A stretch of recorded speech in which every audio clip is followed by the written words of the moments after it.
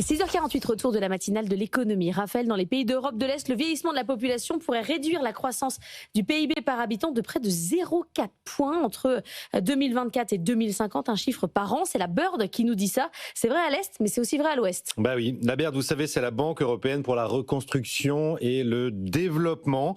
Dans son étude, elle parle de bombe démographique à retardement. Alors là, effectivement, dans les pays de l'Est, qui, à peine sortis de la misère communiste, risquent, dit la Bird, de devenir vieux avant de devenir riche. Pourquoi ?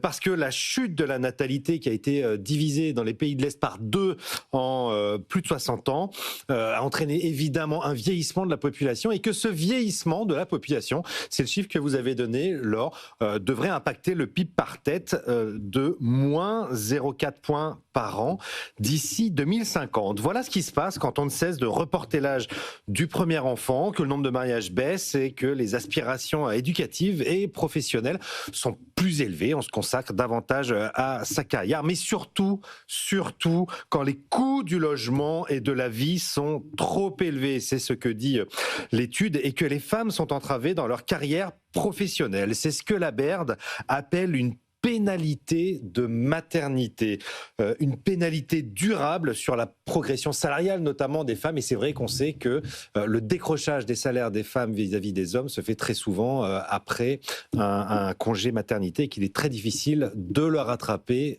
tout au long de la carrière. Enfin, le sujet est le même en Italie ou en France. Oui, c'est vrai que c'est le même sujet en France, les mêmes causes évidemment produisant les mêmes effets.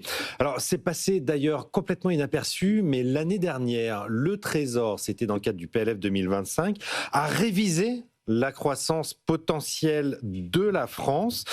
J'ai posé justement la question à Dorothée Rouzet. Dorothée Rouzet, c'est la chef économiste du Trésor qui était hier l'invitée dans Les Experts. Écoutez ce qu'elle nous explique.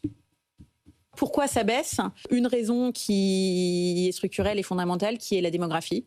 Moins on a de croissance de la population en âge de travailler, moins on a de croissance potentielle. C'est le cas de tous les pays avancés. La France, un peu moins rapidement que d'autres.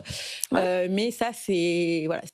En même temps, vous pouvez retourner le sujet comme vous voulez. Il n'y a aucune politique de la natalité qui fonctionne. Non, c'est vrai. C'est d'ailleurs ce qu'explique très bien Maxime Sbailly dans son dernier ouvrage, Les balançoires vides, les politiques natalistes classiques en prime, allocation familiale, ne fonctionnent pas. Et c'est pareil dans tous les pays. Reste 2 options ensuite pour compenser ce vieillissement de la population et la baisse de la natalité. C'est soit l'immigration accrue, soit la montée en puissance du taux d'activité, notamment des femmes et des seniors. C'est pour ça que des réformes comme l'allongement de la durée du travail ou de l'assurance chômage sont importantes.